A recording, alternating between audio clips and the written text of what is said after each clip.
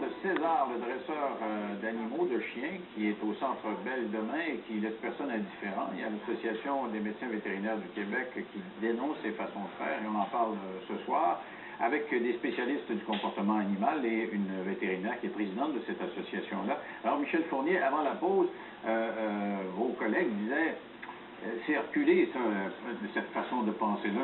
Il y a une psychologie du chien qu'il faut comprendre. C'est bien beau les corrections, mais là, ça marche plus de même. On est tout à fait d'accord avec ça. J'ai dit qu'il fallait aborder le chien sous un angle canin, non pas sous un angle humain. C'est tout ce qu'on dit. Maintenant, tout est hiérarchique. Les animaux sont hiérarchiques, les humains sont hiérarchiques, les insectes sont hiérarchiques. Donc, à partir de là, ça prend un leader dans la maison. Où on lead notre chien, où c'est notre chien qui nous lead. Et si le chien commence à nous leader, bien, on a l'extrait qu'on a vu, un chien qui veut manger tout le monde, un chien qui devient agressif pour des tout et de rien, qui a des comportements imprévisibles, etc. Auriez-vous donné des punitions à un chien?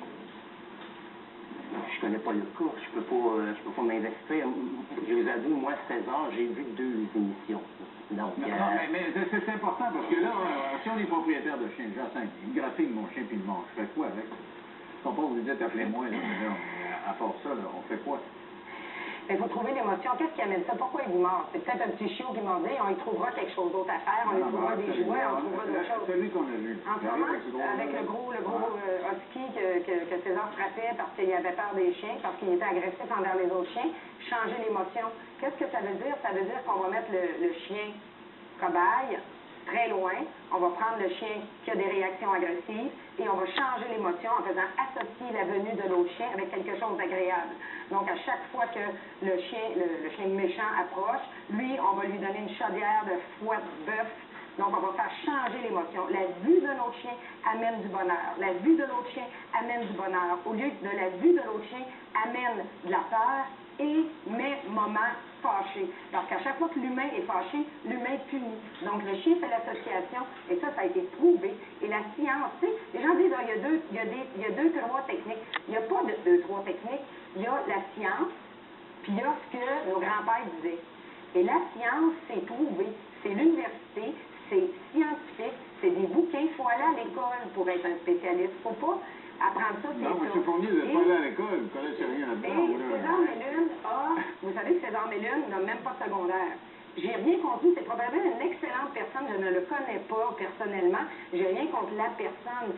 Ce qui me fâche, c'est qu'il prend des techniques tellement aversives, et ce qu'il faut savoir aussi, c'est que les principes de dominance et de soumission, et j'aimerais savoir, M. Fournier, est-ce que vous connaissez les loups? Avez-vous déjà vécu avec des loups? Avez-vous déjà élevé des loups pour pouvoir prétendre que le chien est un animal de meute avec une hiérarchie? Parce que malheureusement, quand on utilise ces termes-là, on pense que les loups, les chiens sont comme les loups, donc il y a l'alpha, et c'est absolument pas le cas chez le Canis familiaris. Le Canis familiaris, le chien domestique, n'est pas un animal de meute, n'est pas un animal qui vit de façon hiérarchique. Et quand on connaît les loups, et je les connais, j'ai élevé 3 portées de loups, j'ai vécu avec des loups parce que je voulais connaître c'est quoi une vraie hiérarchie. Alors, la relation que le alpha a avec les autres, c'est une relation d'agressivité, de meute, de dominance. Et si lui est faible en haut, lui le tue. Est-ce que c'est la relation qu'on a avec nos chiens? Si vous rentrez un peu ivre ce soir chez vous, votre chien va vous tuer. Si vous êtes malade, votre chien va vous tuer. S'il y avait cette philosophie-là hiérarchique du loup au chien, il n'y aurait pas de chien d'assistance, il n'y aurait pas de chien pour enfants handicapés, il n'y aurait pas de chien d'aveugle, parce que comme la personne est faible, est soumise, le chien le tuerait. On s'entend donc, ça n'existe pas chez le chien. Et ça, c'est pas moi qui le dis. OK, on a compris cette université, là, mais le temps file. C'est sûr que c'est pour vous qui le dites. Alors, ben voilà. Écoutez, moi, je ne sais pas quel genre de chien vous éduquez, quel genre de chien vous entraînez. Je suis sûr qu'il y a des tas de gens qui ont des chiens à la maison, qui ont eu à vivre leur chien. Comme je vous ai déjà mentionné, il y a beaucoup de gens qui vivent en liberté conditionnelle avec leur chien. Cette relation-là, elle a pris son amorce à quelque part. Vous comprenez? Quand monsieur n'est pas capable d'aller se coucher avec madame parce que le chien dit non, tu ne rentres pas dans la chambre, elle, c'est ma femelle, toi, va t'en gosser une dans le bois. Quand on n'est pas capable capable d'approcher le chien parce qu'il a ses mains souillées dans la bouche, quand on ne peut pas descendre le chien d'un fauteuil parce que le chien nous montre les dents, il y a plein de gens qui vivent cette situation-là. Et vous, votre hypothèse, c'est qu'il faut inverser la relation de domination. Il faut lui montrer que le boss dans un leadership, c'est juste un leadership. Et quand on parle de leadership, on ne parle pas de battre le chien à coups de 2x4 ou de le suspendre. Et justement, là, vous êtes avec des images de César. Là. Moi, je l'ai regardé, comme je l'ai dit, j'ai acheté un chien au début. Je l'ai regardé pour savoir comment ça fonctionnait. Puis mon chien, quand je rencontrais d'autres, là, à 1 an, il était pas durable, il jappait tout le temps pour un chien. Et il y a un truc, quand il marche, puis il donne un petit coup de talon dans le champ, mais vraiment tout doux, là, pas comme il dit, pas un coup de 2x4. Voilà. Et j'ai essayé ça avec Cocotte, et quand elle se m'a rappelé, je donnais des petits coups dans le champ. Elle me regarde, elle dit Cocotte, focus. Elle me regarde, elle regarde plus l'autre chien, puis elle dit ça marche. Oui, mais écoutez... j'ai pas torturé mon chien, puis rien fait, j'ai juste donné des coups dans le champ. On n'a pas dit que tout ce que César Miller dit est faux. On n'a pas dit ça, on n'a jamais dit ça. Et on vous dit, bien, si vous allez au spectacle, allez au spectacle, appréciez le spectacle, hein, pour ce qu'il est, un spectacle. Mais quand ça devient un problème de comportement que vous devez faire régler ou à l'éducation de votre chiot, référez-vous à un éducateur qui est un incompétent ou un vétérinaire spécialisé qui utilise des techniques positives à long terme, qui ne sont pas basées sur une forme de correction physique. Mais est-ce que c'est physique de donner un petit coup dans le sang pour vous? Il faut comprendre, c'est que on peut ou bien renforcer positivement ou bien punir. Il y a deux techniques. Un gallon de sirop d'érable et 2 tonnes de... Pas du tout, mais c'est sûr que votre chien n'aime pas plus les chiens. C'est juste que là, il a plus peur de vous. Donc, je veux pas qu'il aime les chiens, je veux juste qu'il ne jappe pas quand je me promène. D'accord, mais c'est la peur des chiens qui a amené ça. Donc, à court terme, le chien a plus peur de manger un coup de pied. Et c'est pas vraiment la force. C'est que le chien, là, et c'est comme ça que ça fonctionne, la psychologie. C'est que là, il regarde le chien et dit, j'ai peur pour 10 piastres de ce chien-là. Je jappe, mais lui, je n'ai peur pour 20 piastres. C'est que je jappe pas. Mais on n'a toujours pas réglé le problème avec ce chien-là. Et je dis pas qu'il faut pas avoir de leadership ou... Dans le sens où je ne dis pas qu'il ne faut pas jamais dire « Hey, mon chien, tu sais c'est quoi règle, d'accord? » Mais jamais en entraînement, je vais utiliser ça. Ça ne veut pas dire que je laisse mon chien faire tout ce qu'il veut dans la maison. J'attends qu'il ait fini son sandwich pour après ça, lui donner bon chien, tu as fini mon sandwich. C'est pas ça, c'est pas comprendre du tout la psychologie. Non, parce que quand vous parlez de psychologie de chien, puis c'est parce qu'être à l'écoute du chien, on a l'impression que vous êtes en train de nous dire qu'il faut faire ce que les enfants, on nous dit qu'il faut faire avec les enfants maintenant, pas beaucoup de discipline, l'écoute, etc. Extrêmement de discipline. Extrêmement de discipline. OK, on en parle dans 3 minutes. Extrêmement de discipline. Dans 3 minutes, après. Différent. On parle de César, le dresseur de chiens, puis des techniques, comment on fait pour corriger les chiens. Alors, vous, comment vous réagissez quand vous entendez ces propos-là? Écoutez, c'est ce qui est, comme je mentionnais tantôt, ce qui est dangereux, c'est toujours l'espèce de pensée unique, une pensée unilatérale. Je pense que dans l'éducation canine, dans ce cas-ci, je pense pas qu'il y ait une vérité. Il y a des vérités. Et c'est aux intervenants d'aller chercher ce qu'ils croient être le mieux pour le cas qu'ils ont appris. Mais vous, des tapettes et des coups, là... Non, moi, je fonctionne pas à coups de tapette, je fonctionne pas à coups de rien. On y va avec la constance, la cohérence et la discipline. Ces 3 éléments-là vont m'emmener quoi? Vont m'emmener de la crédibilité. Mais c'est dans les yeux, parce qu'il faut le corriger. On peut pas dire « Cocotte, faites-lui s'il vous plaît. » Elle va t'en pisser un coup, parce que ça m'a pris 1 an et demi avant de... Tout à fait, tout à fait. Et on ne peut pas fonctionner seulement au bonbon. On va pas appeler César, je peux pas vous appeler, vous allez écouter un peu de fou, alors je fais quoi, moi? Voilà, à un moment donné, il faut intervenir. On n'a pas le choix.